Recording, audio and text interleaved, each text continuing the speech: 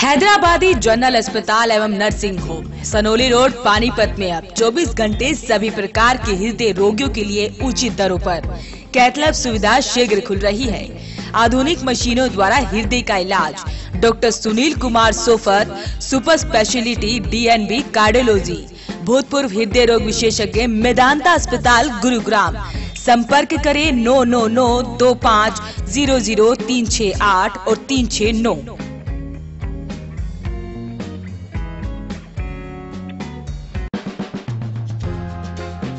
PCC academy 101% family institute.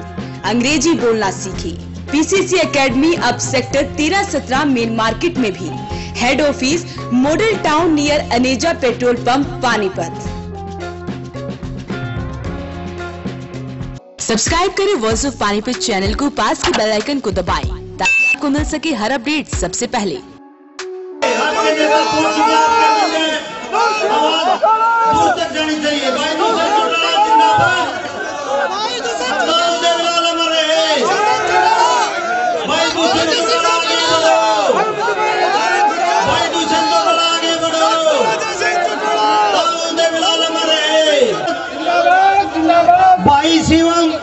भावी CM Dushyant Chautala जिंदाबाद, जिंदाबाद, जिंदाबाद। डॉक्टर अजय सिंह चौटाला जिंदाबाद, जिंदाबाद, जिंदाबाद। भाई दुष्यंत चौटाला जिंदाबाद, जिंदाबाद, जिंदाबाद। भाई आपके मध्य पहुंच गए जोरदार। भाई दुष्यंत चौटाला आगे बढ़ो, भाई दुष्यंत चौटाला आगे बढ़ो, भाई दुष्यंत चौटाला आगे बढ़ो। अपना स्थान ग्रहण करें। सभी साथी जो साइड में खड़े हैं, आपको आगे का जो विनोद दुरासी जी वो आए और अपने विचार रखे। आदरणीय बहन पानीपत कार्यकारिणी डॉक्टर साहब आपका पानीपत में पहुंचने पर हार्दिक स्वागत करती है, अभिनंदन करती है। राष्ट्रीय अध्यक्ष आज हमारे बीच में आए हैं। हमारे जिले के अंदर सवाल आता है तो नौकरी के लिए पार्लियामेंट के अंदर आपने पता है या 10 साल आपने डॉक्टर हैं, ना महिलाओं को सुरक्षा है, ना ला सकती है, दूसरे MP साहब ला सकते हैं। बहुत ही वरिष्ठ नेता सिंह जी का ध्यान वो आए और अपने विचार रखे। आपके सामने जिस तरह से मोहम्मद तुगलक बादशाह हुआ करते थे, हुड्डा की सरकार ने, कांग्रेस ने 1 पैसा ग्रांट नहीं दी, तो पहले ही था 10 रुपये बढ़ाए। चौटाला जी जिंदाबाद। जमीर को 2000 रुपए का नोट दिखा करके उस जमीर को खरीदना चाहते हैं। भाई दुष्यंत चौटाला जिंदाबाद, भाई दुष्यंत चौटाला आगे बढ़ो, तुम्हारे साथ है। भाई दुष्यंत चौटाला आगे बढ़ो, तुम्हारे साथ है। जननायक जनता पार्टी जिंदाबाद, जिंदाबाद, जिंदाबाद। ताऊ देवीलाल अमर रहे, अमर रहे, अमर रहे। डॉक्टर अजय सिंह चौटाला जिंदाबाद, जिंदाबाद, जिंदाबाद। आदरणीय सूबेदार प्रताप सिंह जी चद्दर से भाई दुष्यंत चौटाला जी का सम्मान बढ़ा रहे हैं। जोरदार तालियों से स्वागत करें। बहुत ही कर्मठ और जुझारू साथी। आज आपकी ये बैठक बुलाने का मुख्य उद्देश्य आगामी लोकसभा चुनाव के अंदर संगठन को कैसे मजबूत करना है।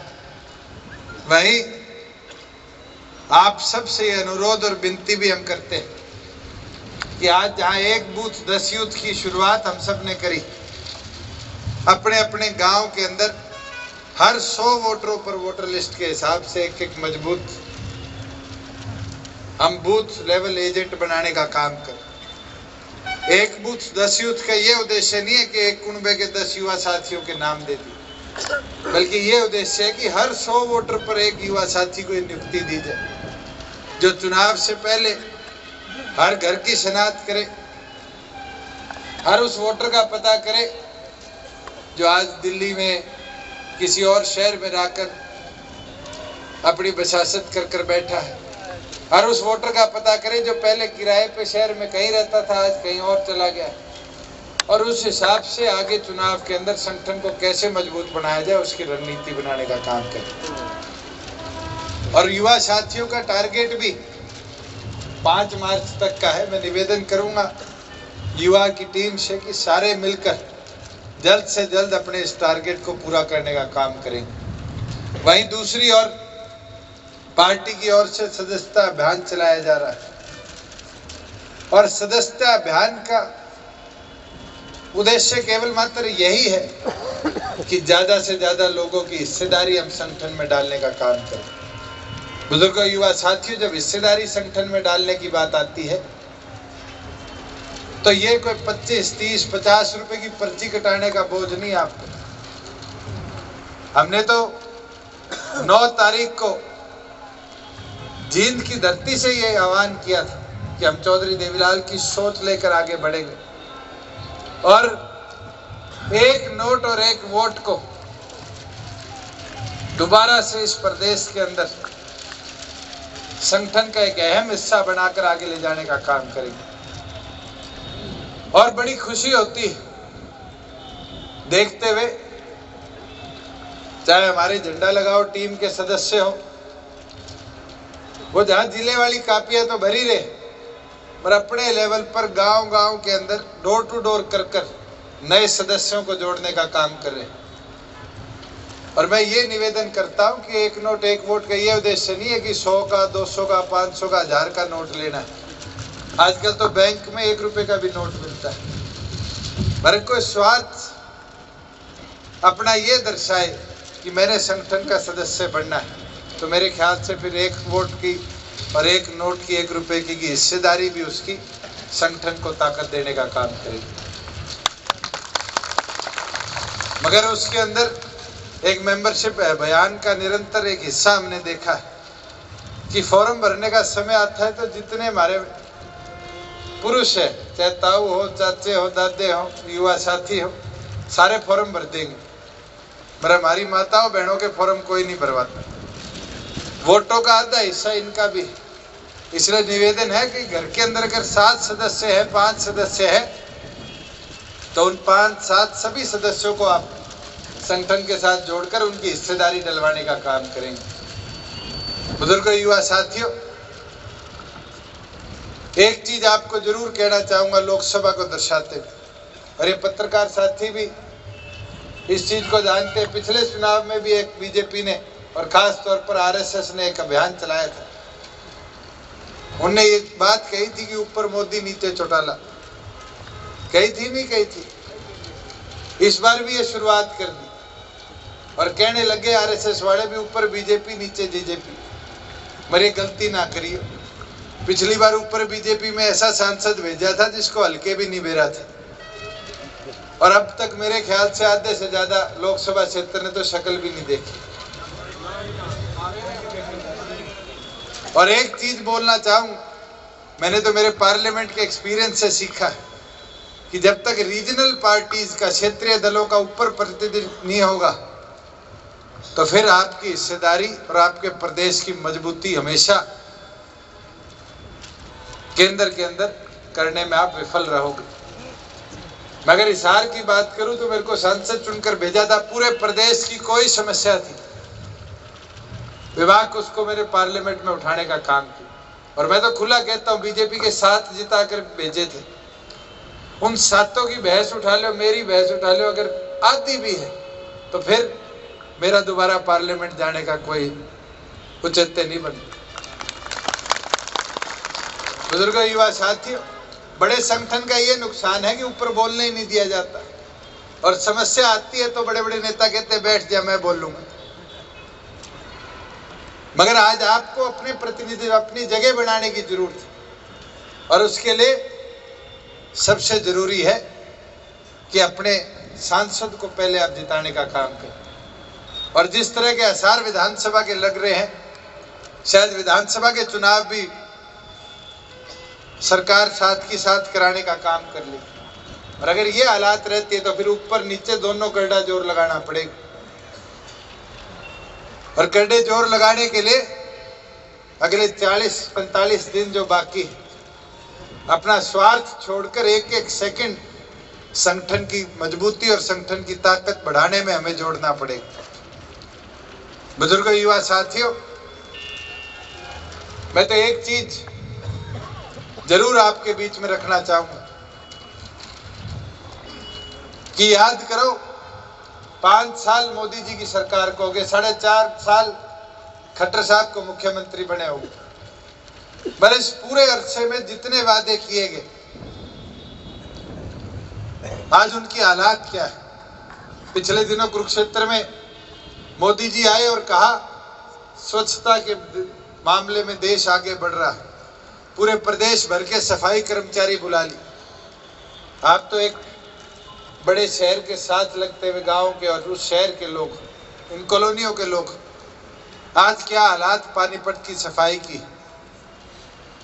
स्वच्छता के अगर तौर पर देखें तो 100 सबसे गंदे शहरों के अंदर हरियाणा के 13 शहरों का नाम आता है। इसी पानीपत की धरती से मोदी जी कहकर गए थे बेटी बचाओ बेटी पढ़ाओ।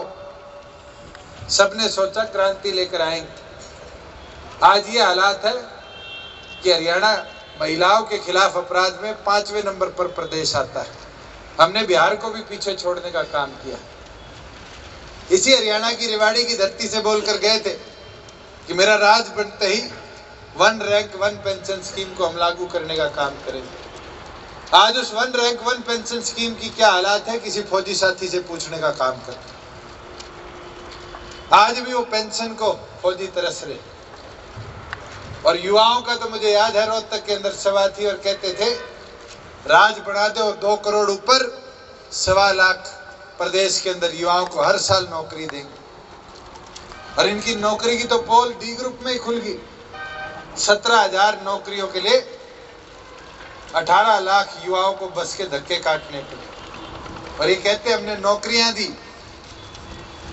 ये सरकार व्हाइट पेपर लेकर आए कि जितने रिटायर हुए उसके अगर दुगने भी इनने नौकरी लगाने का काम किया। इनकी खुद की आरटीआई बताती थी कि अप्रैल तक 13,000 बच्चों को नौकरी दी। और आज ये हालात है, मेरे ख्याल से 30-32 हजार से ज्यादा 4.5 साल में प्रदेश में रोजगार नहीं दे पाए। बुजुर्गों, युवा साथियों, किसानों की जहां बात आती थी, मैं परसों वित्त मंत्री का भाषण सुन रहा था। वित्त मंत्री कह रहे थे हाँ हम धरना करते थे, खड़े हुए थे, कुर्ते उतार कर चल रहे थे, पर हमने किसानों का भला किया। इन्हें किसानों का भला नहीं किया। जाते जाते किसान के हाथ में 6,000 रुपए का एक झुंझुना देंगे और ये कहेंगे कि किसान को सालाना 6,000 रुपए दिए जाएंगे। मगर बुजुर्गों, युवा साथियों, मोदी जी ये नहीं बता कर गए कि जहां 6,000 किसान को दिए जाएंगे वहीं फसल बीमा के नाम पर 3,000 रुपए जजिए के तौर पर देने से पहले आपके खाते से काट लिए जाएंगे। आज ये हालात है कि अधिकतम किसान जो फसल बीमा में पैसा देते हैं, उनकी फसल के बीमे अगर नुकसान हो जाए तो उनका पैसा उन तक आज तक नहीं पहुंचता। बुजुर्गों, युवा साथियों, आज इस प्रदेश का एक कोई ऐसा वर्ग बताओ जो इस सरकार से खुश हो। मित्तल साहब बैठे व्यापार सेल के अध्यक्ष हैं। आज मंडियों में हालात सुन लो आड़तियों की। आज इन फैक्ट्री मालिकों की हालात की पता कर लो। ये जीएसटी लगाकर जो कहते थे टैक्स की चोरी छूटेगी, इंस्पेक्टरी राज खत्म होगा, वह एक और पर तो इंस्पेक्टरी राज को बढ़ाने का काम किया। वही दूसरी ओर महीने में 3-3 चक्कर सीए के कटवाकर आम जन को, छोटे दुकानदार को कहीं ना कहीं कमजोर करने का काम किया है।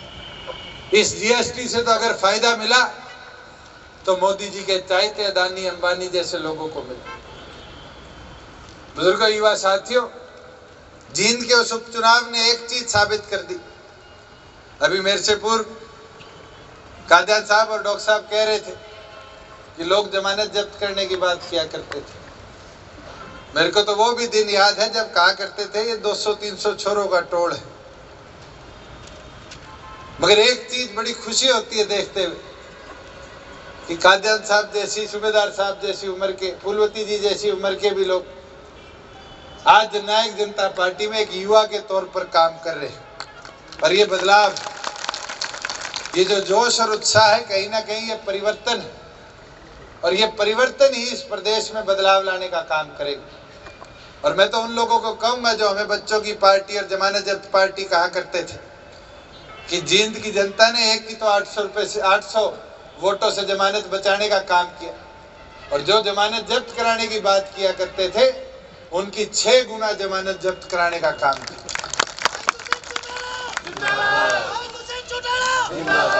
और आज उन लोगों की तो ये हालात है, पत्रकार साथी भी शायद इस चीज पे एग्री करेंगे कि 3.5 महीने हो गए, शायद SYL भी भाषण में पानी छूटी। अब तो 3.5 महीनों में अगर कुछ आता है तो कहीं कहीं घुमा फिरा के जननायक जनता पार्टी पे आकर रोकने का काम करते हैं। और मैं तो सुन रहा था, अब तो ये हालात होगी अपने जिला अध्यक्षों को भी ठग बोलने लगे स्टेज से। बुजुर्गों, युवा साथियों, हमने ठगी ठोरी करने वालों को नहीं अपने संगठन में लेना। अगर संगठन में लेना है, संगठन को मजबूत करने के लिए, तो अच्छे मजबूत साथियों को लेने का काम करना है। और वो किसी भी संगठन के हो, चाहे कांग्रेस से जुड़े हो, बीजेपी से जुड़े हो, चाहे LSP से जुड़े हो, चाहे BSP से जुड़े हो। आज आपकी जिम्मेवारी बनती, शायद हल्का लेवल पर भी अगर चुनाव 40 दिन में आ जाते तो हमारा पहुंचना मुश्किल हो जाएगा, मगर इस स्थिति के अंदर फिर आपको चौधरी अजय सिंह चौटाला बनकर इस मैदान में उतरना पड़ेगा। आपको दुष्यंत बनकर अपनी युवा ताकत को दिखाना पड़ेगा और एक एक कोने में, हल्के के, गली के, वार्ड के घूमकर नए लोगों को संगठन के साथ जोड़कर एक नई ताकत दर्शाने का काम करना पड़ेगा। आज हमारे बीच में भाई मनोज काड़ा जी और नरेश पंछी जी, जो दोनों पासी जी, जो दोनों निगम पार्षद का चुनाव लड़े थे, वो शामिल हुए हैं। मैं उनका भी स्वागत करता हूं। हमारे बीच में लखपत रोड जी, जो इंडियन नेशनल लोकदल के हल्का अध्यक्ष है, वो अपना पद छोड़कर जननायक जनता पार्टी में औपचारिक तौर पर शामिल हो रहे हैं।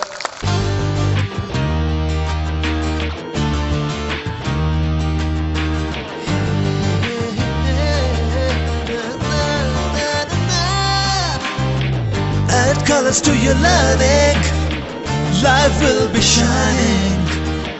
You'll have a better future and you'll be smiling.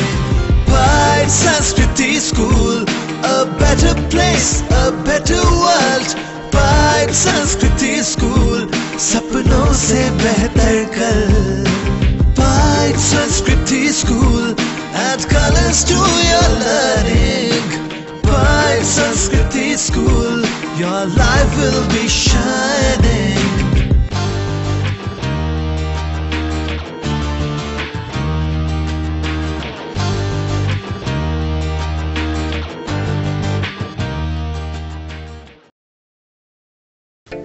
Prayag International School Panipat provides a conducive learning environment, transforming pedagogical practices where learning takes place beyond the classroom, fostering values and acquiring life skills, opening a gateway to a bright future. Admissions are open from class pre-nursery to 10th and attractive scholarships are being offered on merit basis. Scholarship test is held on 17 March 2019 at 11 am. For further details, please contact Prayag International School.